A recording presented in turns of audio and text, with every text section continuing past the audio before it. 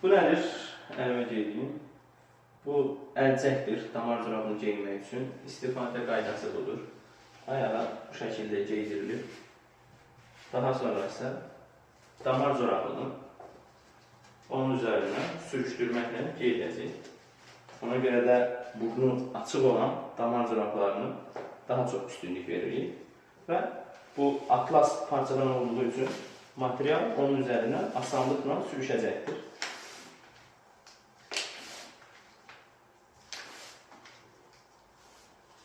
Daban artıq, corabın daban hissəsi buradadır. Ondan sonra isə atlas parçanın bu hissəsini dartıb çıxardıq. Ən çətin yeri buraydı.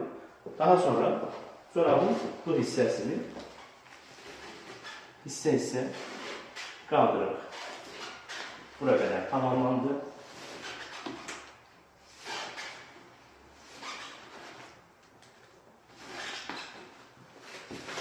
Məsələn, damar corabını geydirdik.